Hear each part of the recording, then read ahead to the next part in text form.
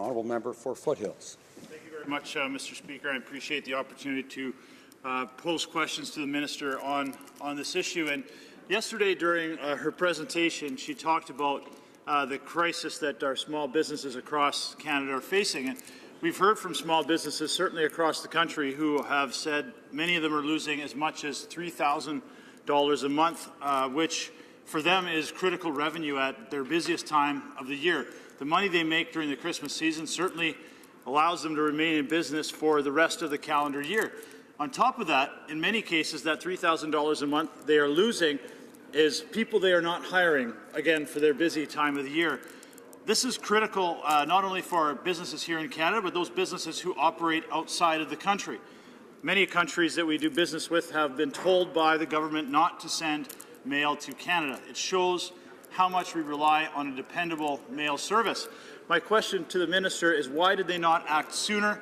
They knew this crisis was coming. Why did they wait until we were in a crisis situation before they took action? Minister of Employment.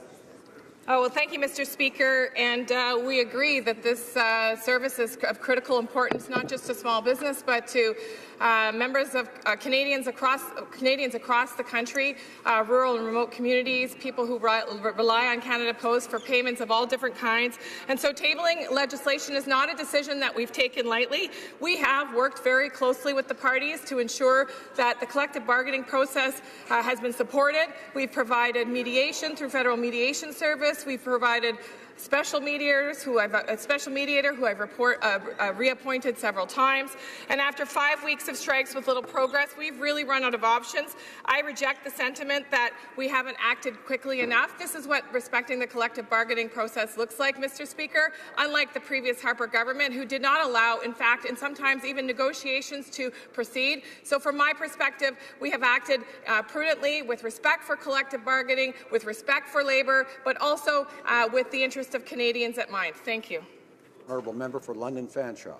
Thank you, Mr. Speaker, and I would like to ask the Honourable Minister a couple of questions. The first being, if she did indeed respect collective bargaining, why 2 or 3 weeks ago did this government make it very clear to the Post Office that it would bring back to work legislation, thereby crippling the attempts of the union to negotiate fairly and on behalf of their members? And secondly, is she aware of a notice that was sent out by Canada Post last week to its members, instructing them not to deliver government checks, Canada child credit checks, welfare checks, to anyone until after the 22nd of November. It would seem to me that that is a tactic that the Post Office is using to create a crisis. And we've heard about those who would create a crisis. So if she could give me some clarity on both of those, I would truly appreciate it. Minister of Employment. Well, Mr. Speaker, in fact, I reject the sentiment that we talked about back-to-work legislation earlier than we had to. We have worked with the parties, as I said, consistently, not just for the past 5 weeks during the rotating strikes, but also for the past over a year by providing the parties every tool necessary to reach a collective agreement. We have appointed federal mediation services. We have appointed special mediators. We have reappointed special mediators. We have worked very hard with both parties to help them reach an agreement. However, having said that, we are now at a time where we have to take action. Let's remember the abysmal record of the Harper Conservatives when it came to fair and balanced labour relations. They consistently undermined the collective bargaining process, including legislating the terms of an agreement, introducing Bills 525 and 377, which was a direct attack on organized labour. We've reversed that legislation, and this is, something that we believe is prudent at this time. The Canadian economy, Canadian workers of all different stripes are depending on us to ensure that Canada Post can function this season. Thank you very much. The honourable member for Edmonton West. Thank you, Mr. Speaker. The minister talks about her actions are not being taken lightly, but let's take a look at what this government has taken lightly. Myself and several other members from the Operations Committee spent 3 weeks on the road studying Canada Post at the request of this government. So what the government has not addressed is the report that we put forward that shows from an independent auditor, Canada Post is going to be losing $750 million a year of taxpayers' money in short term. The government has done nothing. They've taken this lightly. They have not. They sat and let the board sit 10 or 8 to 9 vacant positions on the Canada Post board. They sit and say, well, we haven't taken this lightly, but they've done nothing about that. Almost a year ago, we had the Minister from Procurement overseeing Canada Post in committee with the temporary president of Canada Post. It was supposed to have been replaced about 6 months ago. We were assured, hand over heart, of course, by the minister, we're going to find a permanent president soon to address all these issues. The government sits again and again, oh, we're not taking this issue lightly, but the record has shown they have done nothing to address this. The fact is, this strike is not the fault of the workers, not a cup W. It sits in the political incompetence of this minister and this government. So my question is, when is this government going to get its act together, appoint a permanent president, deliver a proper plan for Canada Post so we can avoid such issues as we're facing now? Thank you. Honourable Minister of Employment. Mr. Speaker, I find it a little rich that the party opposite is going to comment on labour relations, given the egregious behaviour that they displayed during the 10 years that they ran this country and ran this country poorly. Might I remind the lowest rate of growth? Might I remind the astronomical amount of debt that this country has accumulated during the 10 years of the Harper government? I think the Order. Order, please. Order. Let's have one at a time, folks, please. Order. The honourable member for Edmonton West, I would ask to come to order. As much as I enjoy the dulcet tones, I prefer it when it's his turn. The honourable, at all. Order. The honourable Minister of Employment. Let's just take one example, Mr. Speaker, the Air Canada dispute, which was ended with preemptive legislation before the collective bargaining process could run its course and before employees could exercise their legal rights. Our approach is very different to the previous government, and we firmly believe that the best deals are the ones that are negotiated between the parties, which is why we've worked so hard over the last year and a bit to help these parties find a negotiated agreement. We have provided, once again, all of the tools necessary to the parties to find that agreement. We provided conciliation officers, mediators, appointed a special mediator not once but several times, offered voluntary arbitration. We've reappointed a special mediator who's been working with the parties today. They are still working today with the mediator, and we hope that they find a deal. Thank you very much. Member for Cowichan Malahat Langford. You know, Mr. Speaker, I hope the Liberal MPs on the opposite side hang their heads in shame every time they see a postal worker in their respective ridings. You know, it's easy for the Liberals to attend Labour AGMs, to stand with workers, to offer flowery words, but the real work in standing up for rights for workers comes at moments like this, and this is where this government is lacking. I am just so irked by this government's words. The minister has to admit that with the threat of back-to-work legislation hanging over this total manufactured crisis, Canada Post had no reason, no incentive to negotiate in good faith. That is the critical area of the argument today. Why on earth would Canada Post executives negotiate in good faith when all they have to do is wait out the clock and wait for this government to come to their rescue? Honourable Minister of Employment.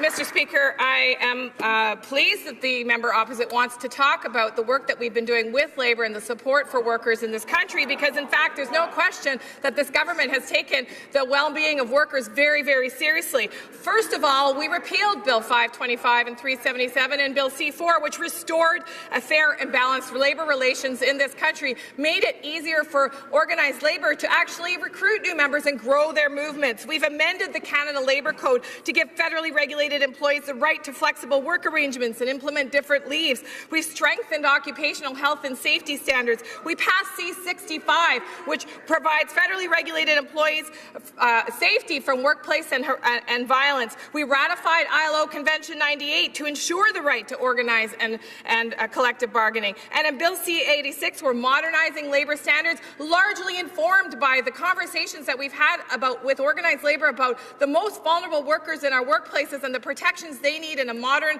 Canada Labour Code. We've introduced pay equity legislation. Again, an appeal by Labour for many, many years before we formed government. We worked with them to make sure that we could listen to those concerns and address something that's fundamentally a right, equal pay for work of equal value. We've almost doubled the benefits from the Wage Earner Protection Program. Mr. Speaker, I could go on. This government profoundly believes in the rights of workers, especially the most vulnerable workers in our workplaces, and we've worked very well with organized labour to make sure that we get those details right. Thank you. Honourable Member for Kamloops Thompson Caribou. Mr. Speaker, and certainly I know in the last Parliament there are many strikes that were averted. We do have fine mediators that do great work. I know many cases where our ministers were actually made sure that the strikes were averted by the work that they did at the table, sleeping in the ports, and really getting the job done. When we did, on the occasion, have to introduce back-to-work legislation because it was having critical impact in terms of the economy, we did it, but we allowed for grueling debate in this House. This government here, not only are they doing back-to-work legislation, but they put in a motion that's going to make it, they're doing much less debate, much less opportunity. So really, their draconian measures are much worse than anything we ever did in terms of back-to-work legislation, the allowing for debate. How can she justify it? It is draconian. Minister of Employment.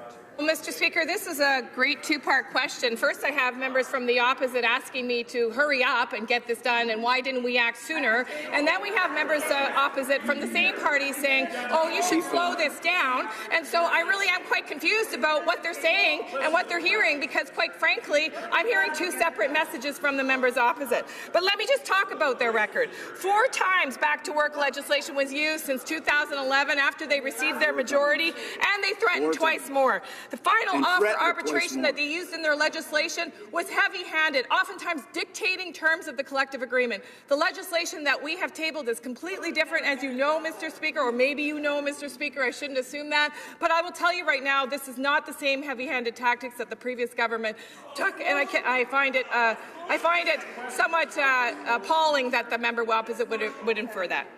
Honourable Member for Elmwood Transcona.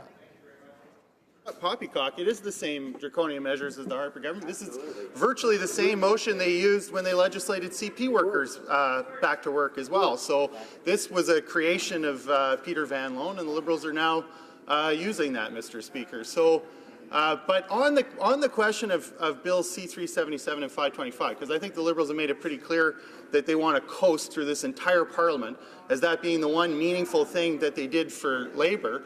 The fact of the matter is that one of the most egregious provisions of Bill C-377 was going to be that unions were going to have to disclose the amount in their strike fund. And the reason that was a bad thing was because unions needed to be able to go out on strike and not have the employer know how long they were going to be able to sustain a strike, because the strike is what gives them leverage at the bargaining table. So how dare the minister get up and say, well, we got rid of Bill C-377, so we're a hero for Labour, ignore the fact we're implementing back-to-work legislation, which ends the strike anyway. In which case, what does it matter what's in their strike fund, Mr. Speaker? Because the government is going to, artificially end the strike anyway. So you can't give with one hand, take away with the other, and then call yourself a champion of Labour, Mr. Speaker. Honourable Minister of Employment.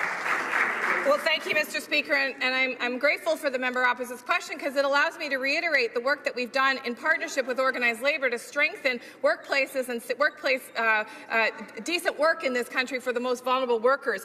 Speaker, there's no question that our government has made huge strides to actually protect workers in Canadian workplaces. Since forming government, he's right, Mr. Speaker, we did actually repeal extremely harmful legislation that made it much harder for unions to organize and collectively bargain. We amended the Canada Labour Code to provide for additional rights for flexibility for workers and to implement different leaves. We've strengthened occupational and health and safety standards for workers so that they have safe workplaces, something that unions have fought for a very long time. We passed C-65 to protect workers from harassment and sexual violence, violence of all kinds. We ratified ILO Convention 98, which protects the rights of workers to collectively organize and bargain.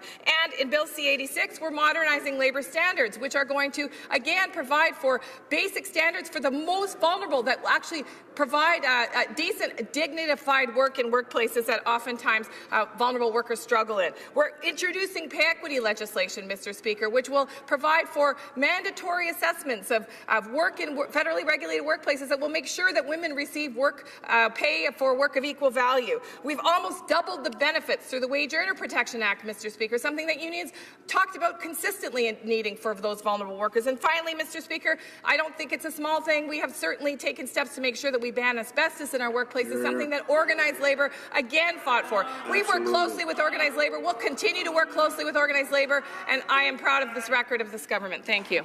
So Sarnia Lambton. Thank you, Mr. Speaker. I'm continually astounded by the naivety of this Liberal government. It seems to me that they never consider competent leadership when they're doing something. When you have a plan, you also have to have a backup plan. You need to have contingency. They've waited until the 11th hour on this crisis when it starts to affect small businesses. It's affecting Canadians. It's going to affect their Christmas presents. I mean, they've waited until the absolute last moment, and then they're scrambling because they don't have a plan. This is not the first time this has happened. It was the same deal on the pipeline out west, where they had 2 years to try to get the thing built, to try to remove the barriers to getting the thing built. And again, total naivete, no backup plan, no contingency. Why? The Honourable Minister of Employment. Well, thank you, Mr. Speaker. And yet again, it's a conflicting message from the party opposite. Is it either too fast or too slow? I can't quite figure it out from the questions. But let me just answer this. I will tell you right now that our plan is to put forward, if necessary, legislation that is going to have guiding principles that will not look like the draconian legislation of the previous Harper government. In fact, we're going to make sure that the arbitrator is chosen through a non-partial way, in a way that actually won't result, as in the previous Minister of Labour's decision, in the arbitrating being removed for conflict of interest. We're going to make sure that there are principles that respect the needs of the workers, respect the needs of the corporation. And, Mr. Speaker, the legislation is tabled. Members can look at it. This is dramatically different than the previous government's approach. We're proud of the work that we're doing with organized labour. We know that we need to have this legislation in place should the parties not get to an agreement. But let me tell you, Mr. Speaker, I encourage them both to do so. Thank you. Honorable député de Salaberry-sur-Roi. The Honourable Member for Salaberry-sur-Roi. Today is Black Friday, and it's really true, because the federal government is going to force back to work thousands of mail couriers and other employees who are trying to improve their working conditions. We're talking about a time allocation motion. It's really anti-democratic, undemocratic. Now, when in opposition, the Liberals criticized the Harper government's intervention to force postal workers back to work. And here they're doing the exact same thing. Now, they're asking both parties to bargain in good faith, but how can you expect good faith discussion, good faith bargaining, when Canada Post knows that workers are going to be forced back to work? Now, they're talking about overtime. They're talking about the difference in salary between people who work in cities and people who work the rural and suburban mail couriers.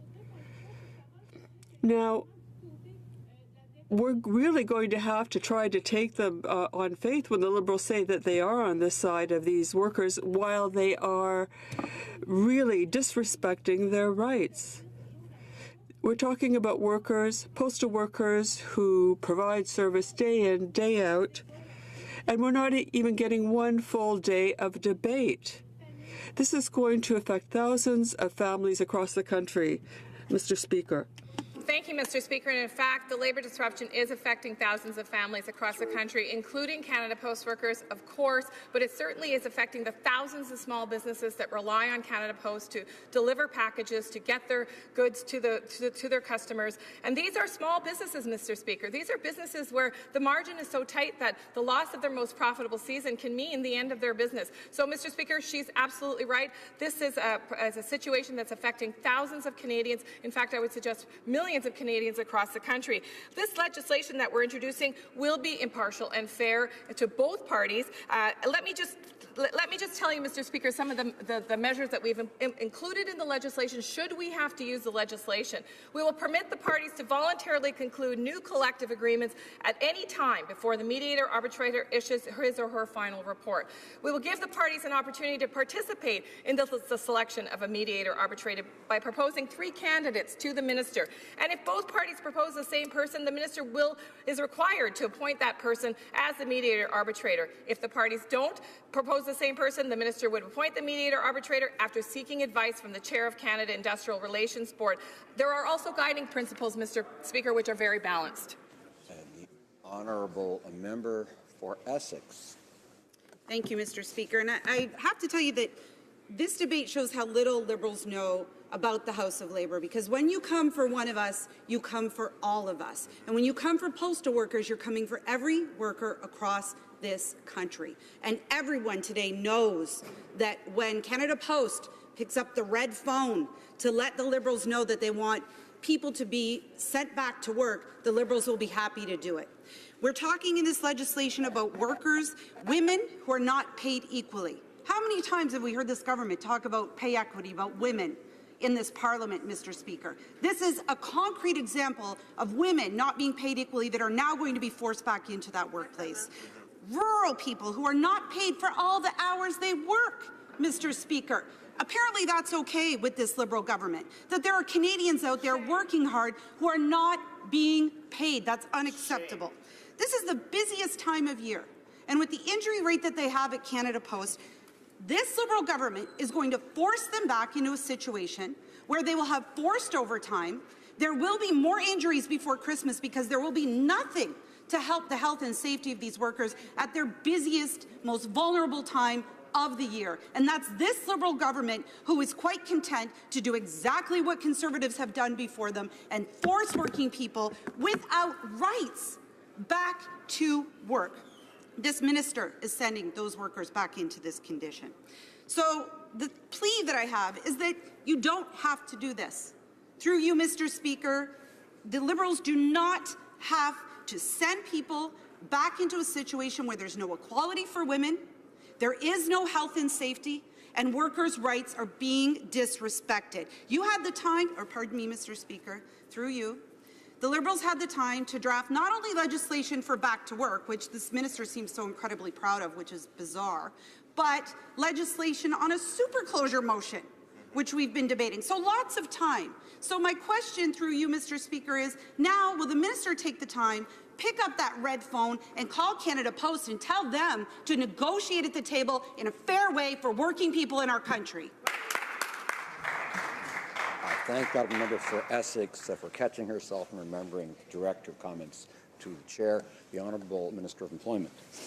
Well, thank you, Mr. Speaker. I find it incredible that the member opposite doesn't think that my continual messages publicly and privately to the members that are negotiating this collective agreement has not been encouraging them to get a deal. I clearly have said it, I don't know how many times, countless times over the last 5 weeks, and certainly in private to both members, in public through the press.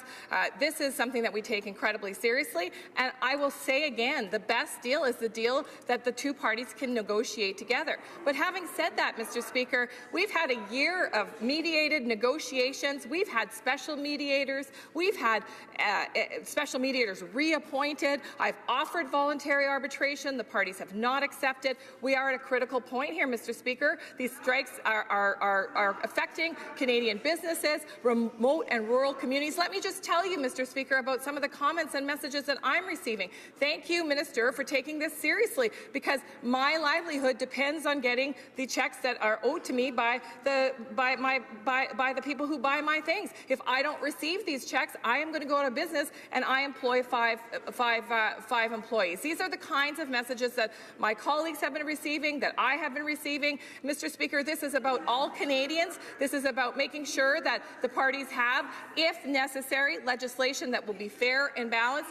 However, we know that the Canadian economy, small, medium-sized businesses, rural and remote residents rely on this very important service. Thank you, Mr. Speaker. The Honourable Member for Edmonton Manning. Mr. Speaker, I think the notion of this government has been so far that they never take responsibility of their action. What we're seeing here, the mess we're seeing today, is a result of non-action on their side. They keep blaming others all the way. They keep laying the blame on other people. They've been on the job for 3 years and still they don't take responsibility of their action. So when is the time it's going to come for this government to start taking action at this time to stop this childish behavior that they've always been doing since we started in this House in 2015? The Honourable Minister of Employment. Mr. Speaker, again, we see a divided opposition party. One member wants us to act more quickly. One member wants us to act more slowly. In fact, what we know is that we've done everything that we can do to support the collective bargaining process for these two parties. Let me reiterate, Mr. Speaker, some of the steps that we've taken. We started working with the parties early on, with mediation services that go beyond a year ago. We then accelerated our efforts with the request of appointing a special mediator. We appointed a special mediator. We reappointed a special mediator, Mr. Speaker. We offered voluntary arbitration, Mr. Speaker. The parties simply cannot find a place where they can get a deal. They continue to hear my message, both privately and personally, that I believe the best deal is the one that they negotiate together. However, we find ourselves in a place as a government that needs to act now, and that's what the purpose of this motion is, Mr. Speaker, to make sure that if we are forced to begin debate on this legislation, that we can do it in a timely way that will deliver for Canadians of all different backgrounds. Thank you. Député de Sherbrooke. The Honourable Member for Sherbrooke. Thank you, Mr. Speaker. This is a dark day with respect to workers' rights, because this bill that is being advanced so rapidly through this House will really affect the right to strike for many workers. Now, what does the minister believe about the right to strike of Canadian workers? Because are they removing this right for thousands of workers? Now, in bargaining with an employer, this is one of the only levers that workers have, is their right to strike. So the question that keeps coming up, and I want to put to my colleague, does she believe that in Canada, does she believe in the right to strike for workers? Does the Labour Minister respect the right to strike? This is my fundamental question.